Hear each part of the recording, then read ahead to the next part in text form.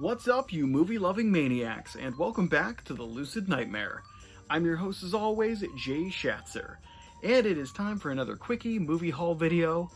Like I said, going to be moving into a new place, and a lot of stuff's going to be changing, especially the background and my pile of stuff that I need to show you guys. So kind of going through as much as I can to make the move of the stuff that I need to make videos for, to put them away somewhere without getting too confused. It's going to be a mind scramble, so hopefully it's as painless as possible. But hey, even more great news, YouTube's still hassling me. I just did a video review for White Zombie, uploaded it, of course, gets a copyright strike. I checked to see what the copyright is, copywriting music that I don't have in my video. So I don't have a hip-hop White Zombie or a Zombie Cafe or something like that it's picking up. No idea who this band is that's trying to copyright and take money from me, but I'm not uploading it until they get this all situated, so that's going to be in limbo. Like I'm at my wit's end with YouTube, and they're just, frankly, it's bullshit. I mean, I don't have a lot of subscribers. I don't make any money off of this, so I don't really understand why I'm constantly getting hassled now for dumb little things like I'm too not advertiser friendly with the content when it's just horror movies. I mean, horror movies make money.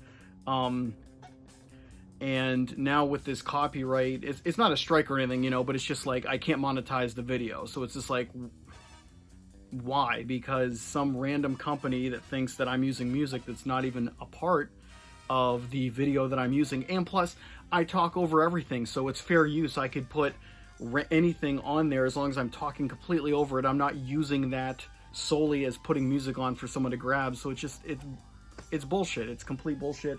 And it's becoming more stressful than it is enjoyable to do these videos, these video reviews at least.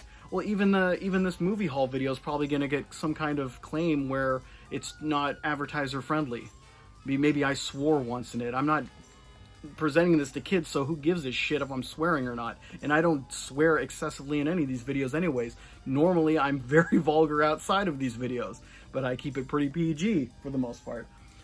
That's my vent session. I'm probably going to have a whole bunch more of these vent sessions before I just completely disappear from YouTube. But yeah, that's what's going on. So hey, maybe in a week or two when they say, hey, you can actually make money off of this video, I'll throw the White Zombie video review up. I took a little stab at it to see if I could actually, you know, make a video without them hassling me, but apparently they're still locking down on all their crap, so we will see. But let's get to the movie haul video, which this is titled for, and it's supposed to be me talking about my newest movie hauls. So let's do it. First up is well, it's a movie that I actually did a feature presentation for, the new video format thing I'm trying to do, so it doesn't give me as much hassle on YouTube. It's less enjoyable because I do love editing the videos and the movies and stuff like that, but they won't allow me to do that. So, but the movie that I'm talking about is House of Terrors, and if you saw the video, you know something about it. It's just a very weird Japanese haunted house film. I guess weird and Japanese kind of go hand in hand when it comes to horror movies. But yeah, this one was put out by Mondo Macabro, and it's just a really awesome release. Very fun and entertaining film with a lot of weird elements to it, but like I say in the feature presentation video, that it is tame by Japanese standards.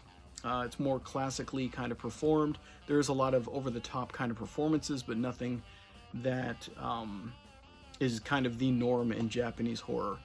It's a kind of healthy balance between the classic kind of black and white ghost tales that Japanese cinema did, bridged with the more modern kind of sensibilities of Japanese cinema, where it's really off the wall and weird.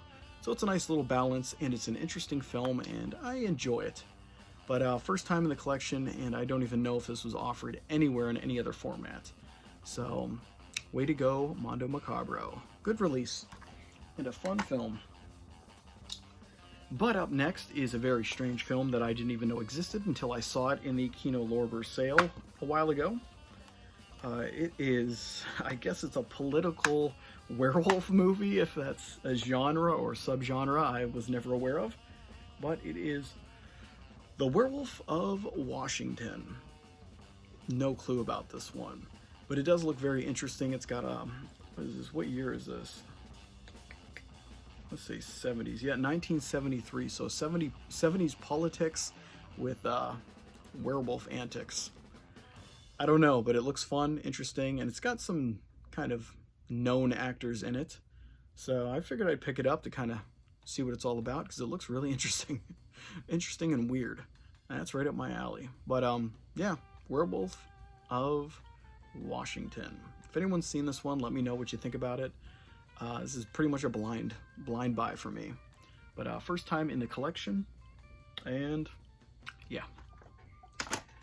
But let's move it on to a movie I did watch, but it was a first time watch for me. Very unusual 70s kind of ninja film, and it's hard to explain because it's very weird and off the wall, but there are parts where I was bored out of my mind with, so it's kind of a weird combination. But Vinegar Syndrome put this one out. It is Ninja in the Claws of the CIA, and I got the fancy-pantsy slipcover here with different artwork in the inside, but there's also that kind of in the reverse. But yeah, this is a very, very odd film. I thought it was going to be kind of along the lines of New York Ninja, which it does have kind of some of those aspects to it. And I believe this is 70s. I wanted to say it was 70s, but I'm not really sure. It has that 70s feel. Oh, it's 81. So it's got a tail end of the 70s feel. Very strange, low budget kind of oddity. Yeah, it's just a ninja who is in the CIA, or is unwittingly kind of like hooked into the CIA. They kind of blackmail him, and all this shady stuff goes on. But yeah, it's got over-the-top moments in it, and it's just weird. I'm gonna have to give it another watch, because I don't know if I was totally focused on it when I was watching it, but yeah, interesting movie. Interesting indeed. But let's move it on to another movie that this one I've never seen before, haven't watched it yet. Looks really interesting, low budget, 80s sci-fi horror kind of film with zombies in it and space aliens and all kinds of stuff, it looks like. But the movie is Bloodsuckers from Outer Space. And this one looks like a whole hell of a lot of fun. It kind of reminds me of kind of the Zombie Ate My Neighbors video game on the Super Nintendo, I believe. The concept, at least, it just looks like a neighborhood overrun by aliens, or zombies caused by aliens. But yeah, this is another blind buy where I just kind of went off of the cover art for this one. So I don't even know much about the contents of this one. But they really Vinegar Syndrome went all out with this with a 2-disc set, but I think it's just a DVD and Blu-ray. But yeah, don't know much about this one, so it should be a fun one. Maybe that's one I will review next and not get monetized for because of some odd reason. But Bloodsuckers from Outer Space, first time in the collection from Vinegar Syndrome, and looks like an absolute hoot. Let's move it on to another oddball film. This one looks totally insane. It's another Japanese horror film, and I picked this one up at the same time I picked up House of Terrors. But it is a haunted Turkish bathhouse. And yeah, I guess just the name of it, the name and just cover art here is alone enough to kind of pique interest on what the hell this movie could even be about. But this one looks more along the Japanese weird cinema alley. Very out there, weird, bizarre, and gratuitous to say the least. But don't know anything about it. It's a lot of these on this video are blind buys where I'm just kind of going by the label that put it out and the cover art and just the absurd nature of the film. And this one's insane looking. But have not checked it out. A Mondo Macabro release, and I was thinking of probably checking it out sometime soon because I'm in the mood for something really weird and out there to kind of dull the stress of my normal life and a haunted Turkish bathhouse sounds right. The cure for that particular problem. But yep, first time in the collection, and I have no clue if this has ever been released on any format. I can't imagine it was, because it seems pretty bizarre. But let's move it on to a more classy kind of adventure film based off kind of like the serials. It looks the precursor to Indiana Jones. It is starring Charlton Heston, which I just watched, well, the first 2 Planet of the Apes, and then I had part 5 on in the background doing stuff. But yeah, this one is Secret of the Incas. It looks pretty cool. I did have like a ripped copy of it somewhere, but I never actually watched it. But now I got the official release from Kino Lorber, and this one looks pretty cool. Like I said, it's got that Indiana Jones vibe to it. I'm sure they got a lot of inspiration from this movie and from just different serial adventures back in the day. But this one came out in 1954 and just looks like really cool kind of adventure action film with Charlton Heston in the lead role, and you really can't go wrong with that because he is solid in each and every performance I've ever seen him in. I don't think there's one movie that I've watched where I'm just kind of not engaged and intrigued, so hell yeah, Charlton Heston is the man, and the Secret of the Incas looks like a hell of a lot of fun. But first time in the collection, and yeah. Let's go. There's a lot of firsts in here of things I've never seen before. And this one I've never seen, but it's kind of a more famous movie. At least has a more mainstream kind of modern actor in it in the lead role. I want to say it's like an action comedy thriller movie, but I'm not really sure because I've never seen it for myself. It has kind of like an infamous history to it that I don't know if it's like so bad it's good or something like that, but you don't really hear a lot about it, but there's people that do have fond memories of the movie. It is Hudson Hawk with Bruce Willis. Like I said, I've never seen this. Somehow it's slipped by me all of these years, and I've never seen it, but I know it's kind of a little strange and out there, and not your typical kind of action comedy movie. But yeah, it has a stellar cast in it, and like I said, Bruce Willis is in the lead, and this is in the heyday when he was really a hot commodity. So I don't know. I don't think it made a lot of money, but who knows? It could be a cult classic and something I'm actually going to really love. But as of right now, I have no opinion of it other than it looks fun, and I need fun. So let's move it on to one last entry. Oh, two more. I lied. There's another one hidden back there. This one's actually a underrated sci-fi action film from the 80s. And it is... Wait. Oh, this is from the 80s? This is from 95? Am I reading this right? 95. I don't know why I thought this was the 80s.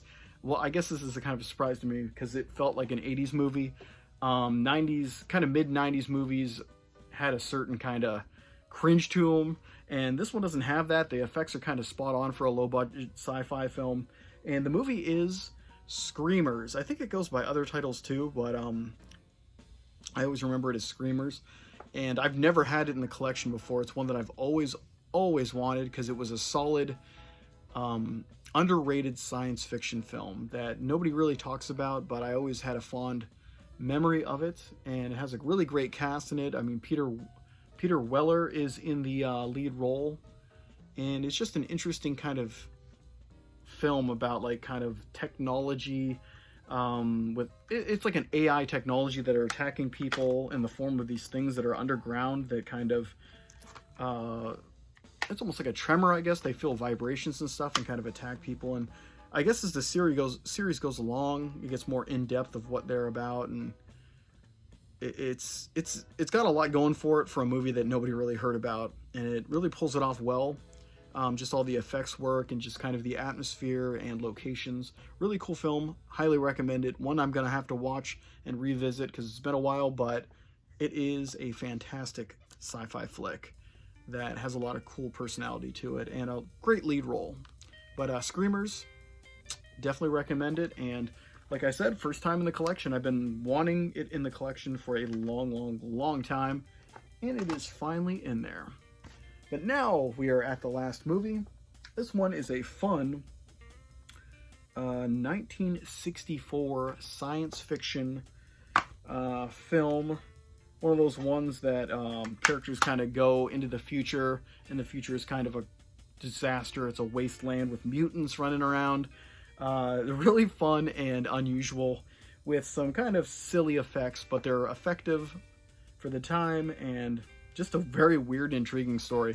It is The Time Travelers, and I thought I owned this one already, but I don't think I did, so I did pick it up recently just to get it in the collection, because like I always say, I'm always looking out for 50s and 60s sci-fi films, and this one is one that I've always wanted in the collection, and like I said, I thought I had it in it, but I'm probably mistaking it for something else. But it's pretty much these scientists go into this time portal, get shot to 107 years into the future, and the whole world is just a wasteland.